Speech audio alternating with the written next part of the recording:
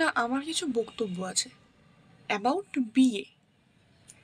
এবার মেয়ে হয়ে জন্মেছো, তো তোমাকে তো শুনতেই হবে যে মনা, একটু অ্যাডজাস্ট করে নিস বিয়ের পর, একটু মানিয়ে গুছিয়ে চলিস।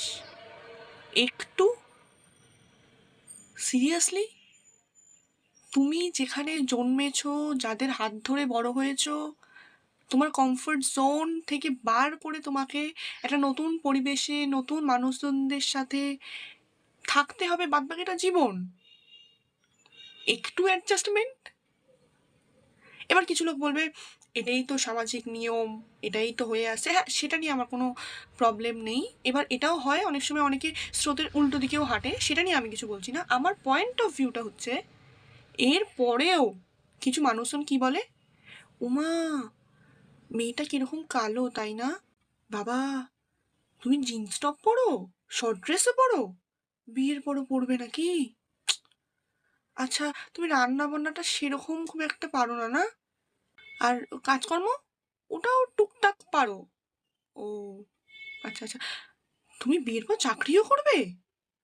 আচ্ছা তা নয়, করো, কিন্তু বাচ্চা কাচ্চা হওয়ার পর আর করতে হবে না, কি দরকার? বাচ্চা কাচ্চা মানুষ করো, ব্যাস ঠিক আছে, আর প্রয়োজন নেই করার। বলছি শুনুন, এত ক্রাইটেরিয়া দেওয়ার থেকে বেটার ডাইরেক্ট মরে যেটাই বলুন। মানে এরকমভাবে নিজের স্বাচ্ছন্দ্য পছন্দ নিঃশ্বাস বন্ধ করে জেলখানার কয়েদির মতো রাখার থেকে বেটার ডাইরেক্ট মরে যাক। বাঁচার কি প্রয়োজন আছে, তাই না? এমনি মেয়ে হয়ে জন্মেছি, হাজারটা প্রবলেমস, হাজারটা ক্রাইটেরিয়া, হাজারটা নিয়ম, তারপর কিছু মানুষজন আবার এই টাইপের কথাবার্তা বলে। এবার এখনকার যুগে যে পরিমাণে ডিভোর্স আর ব্রেকআপের রেট বেড়েছে, তাতে বিয়ের 60% তো ডিভোর্স আর ব্রেকআপই হয়ে যাচ্ছে।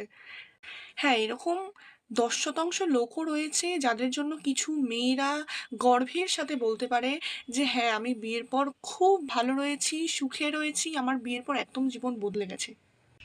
ওই 90% লোকেদের বললাম, যাদের কথা আমি এতক্ষণ ধরে বলছিলাম আর কি। হ্যাঁ হ্যাঁ, ওটাই ওটাই। নরকের যমদূতের মতো না হয়ে স্বর্গের ঈশ্বরের মতো হন, তাতে পাপটা একটু কম লাগবে।